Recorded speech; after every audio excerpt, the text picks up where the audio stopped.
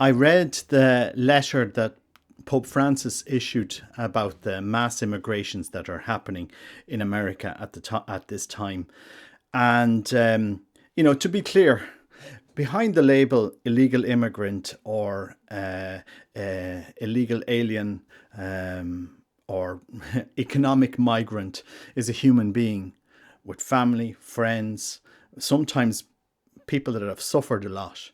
I lived in Mexico for a few years and traveled back to Mexico many times, and I've seen the disparities, the wealth disparities that you have there.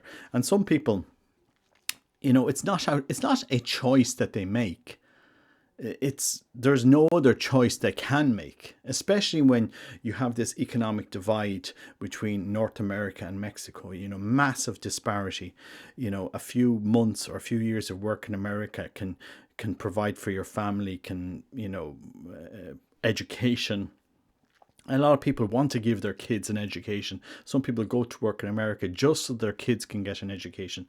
Some mothers leave their children behind with their grandparents in Mexico so they can go to work in America. It's not black and white.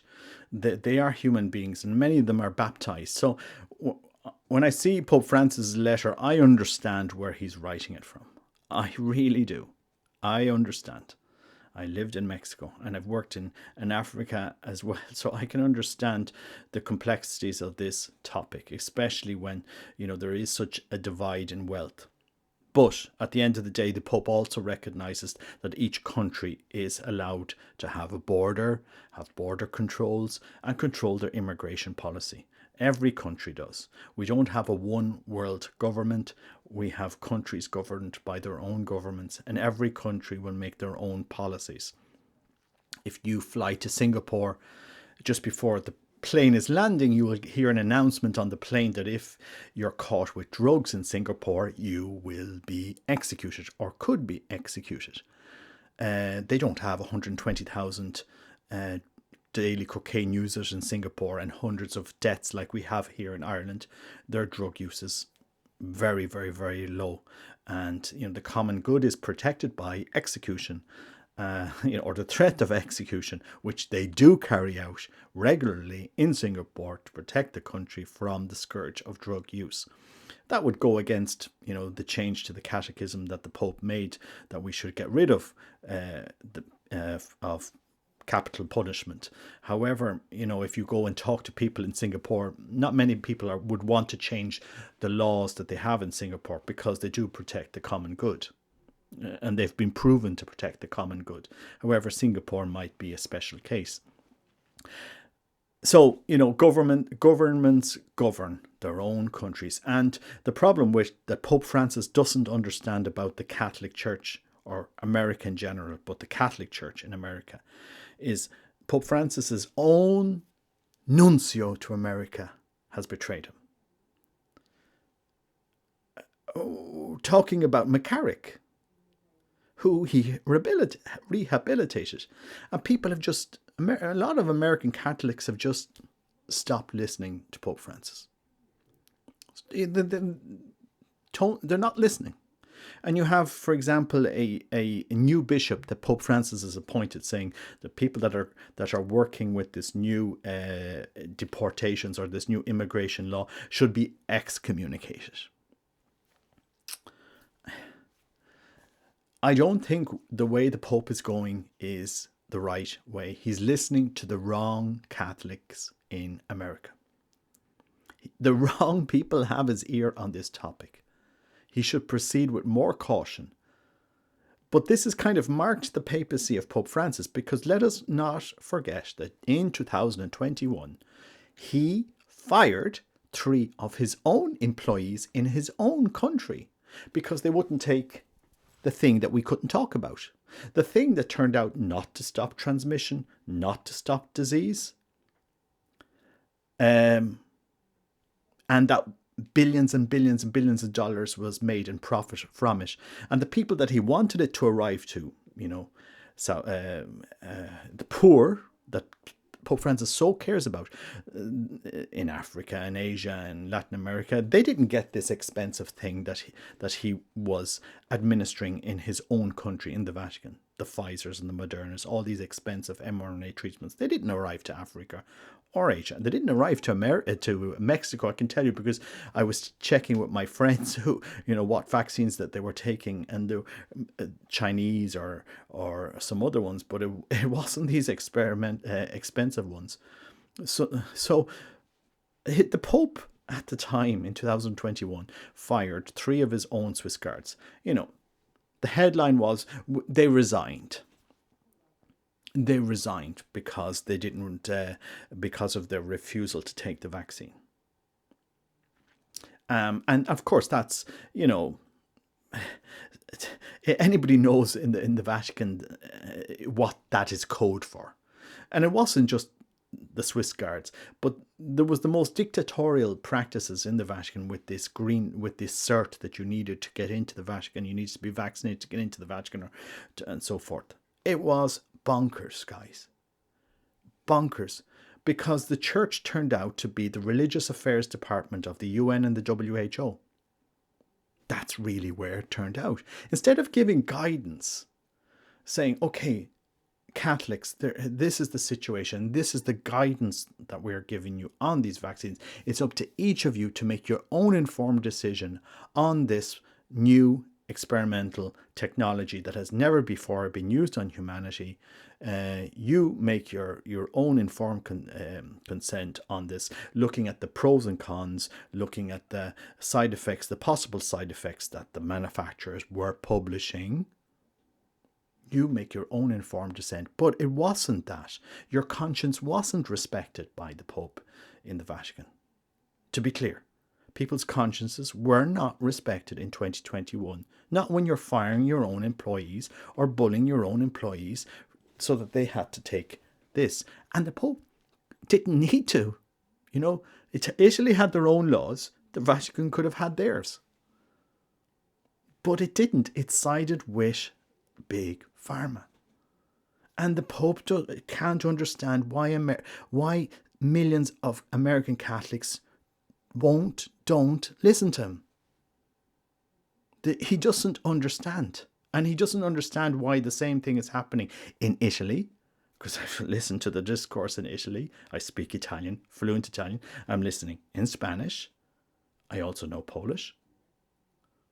And the Pope doesn't understand why his message isn't connecting.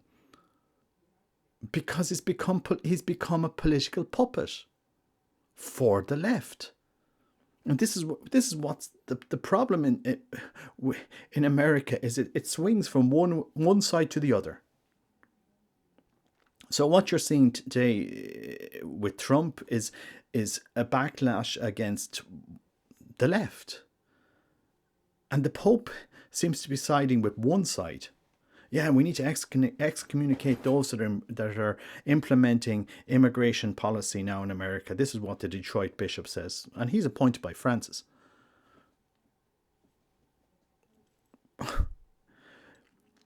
Prudence, time, diplomacy, synodality, is that all gone now? Would it not be interesting to do to talk to American bishops, to bring them to Rome, have a talk, or maybe reach out to J.D. Vance, who is a Catholic, have a meeting with him, etc., etc. Is there not other ways to manage this? All I can say, and I hope somebody can get this video to the Pope is listening to the wrong people. He's being manipulated by the wrong people. And this is why he's dividing the church, because you have one side that there's nothing, it's not working. And the thing is, I agree with Pope Francis on this theme of illegal immigration, in the sense that to much is given, much is expected. And so to us that are privileged to have a lot, well, much is expected from us, and we have to help the person that is there in front of us. And many, I know this because I lived and worked in America. They are human beings. Most illegal immigrants in America are decent people. I remember in Atlanta, going to the fraternity of St. Peter for traditional Latin Mass. I went around a few chapels. I went to 5 Points to the one of the oldest chapels in Atlanta. 5 Points there. Very, very liberal chapel. Very, very, very liberal. Then I went out to the fraternity of St. Peter to their mass, and I went out to the SSPX in Roswell for their mass, and then I went to out to St. Brendan the Navigator for mass, and they have a Spanish mass and an English mass. So I went to about 5 or 6 different masses. And I could. It's interesting to see the experience of so many different diverse communities, and especially when you go to a Latin mass, or sorry, a Spanish mass. It's all Latino. Many are illegal immigrants. They're not criminals. They're just people that are trying to make a better life for themselves and their children. You know, that's the reality. If you actually go and pray with them, they are baptized, brothers and sisters. What would our Lord ask his disciples to go and be part of deporting illegal immigrants? I very much doubt he would. Now you, Peter, Andrew, John, James, you go up there and help the Roman soldiers on their new government strategy, and let's purify Israel, or whatever. I don't know. Just think about it, But at the same time, the church does recognize that governments can govern, and a government is called to govern and protect its own citizens. But anyway, let me know what you think in the comments. It's not to divide the church, but it's to drive a discussion on this, because the Pope wants to give a message to America, but he's forgetting what we saw during COVID, when the most dictatorial policies were implemented in the Vatican. Forcing his own employees to resign as if, I'm fine with resigning, I'm fine with losing my job, I'll go back to Switzerland. It's not like I really wanted to be a Swiss Guard. It's not like something that I was longing for. No, I'm just going to resign, Holy Father. Bye. Good luck. Please.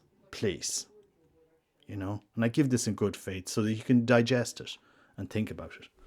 Anyway, God bless you. Take care. Bye-bye.